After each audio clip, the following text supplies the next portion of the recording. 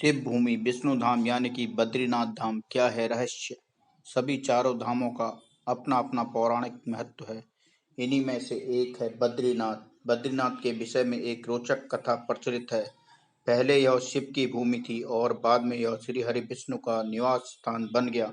यह जानकर हो सकता है कि आपके मन में भी सवाल उठे कि यह कैसे हुआ, क्योंकि धर्म ग्रंथों में तो प्रणाम मिलता है कि भगवान श्री हरि विष्णु और भोलेनाथ एक दूसरे को अपना आराध्य मानते हैं। फिर ऐसा क्या हुआ कि शिव को वहां से जाना पड़ा और शिव भूमि धाम यानी कि बद्रीनाथ धाम के नाम से जानी गई।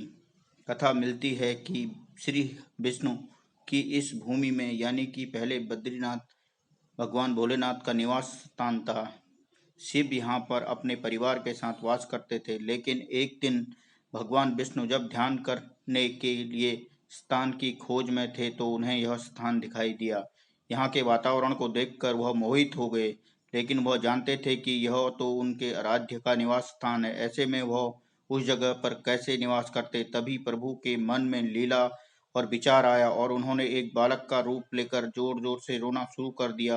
कुछ ही देर में माँ पार्वती की नजर उन पर पड़ी तो वह बालक को चुप कराने का प्रयास करने लगी, लेकिन वह तो चुप ही नहीं हो रहा था। इसके बाद माता उसे लेकर जैसे ही भीतर प्रवेश करने लगी, भोलेनाथ समझ गए कि यह तो श्री हरि हैं।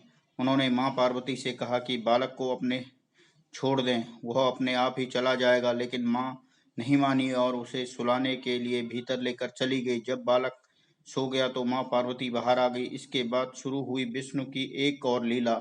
उन्होंने भीतर से दरवाजे को बंद कर लिया और जब भोलेनाथ लौटे तो भगवान विष्णु ने कहा, यह स्थान मुझे पसंद आ गया है, अब आप यहाँ से केदारनाथ जाएं। मैं इसी स्थान पर अपने भक्तों को दर्शन दूंगा। इसी तरह शिव भूमि भगवान विष्णु का धाम बद्रीनाथ कहलाई और भोले केदारनाथ में निवास करने लगे। मान्यता है कि एक बार देवी लक्ष्मी श्री हरि से रूठकर अपने मायके चली गई। इसके बाद उन्हें मनाने के लिए भगवान विष्णु ने तप करना शुरू कर दिया। इसके बाद देवी लक्ष्मी की नाराजगी दूर हुई और वह भगवान को ढूंढते हुए उसी स्थान पर पहुंची जहां वह तप में लीन थे। उन्होंने देखा कि श्री विष्णु तो बेर के पेड़ पर बैठकर तपस्या कर रहे थे। इसके बाद माँ लक्ष्मी ने भगवान विष्णु को बद्रीनाथ का नाम दिया। इसके बाद विष्णु धाम बद्रीनाथ के नाम से जाने लगा। बद्रीनाथ धाम अलकनंदा नदी के किनारे बाएं तट पर है। नारायण नाम से पर्वत श्रृंखलाओं के बीच स्थित है। मंदिर में भगवान विष्णु के रूप में बद्री नारायण की पूजा होती है।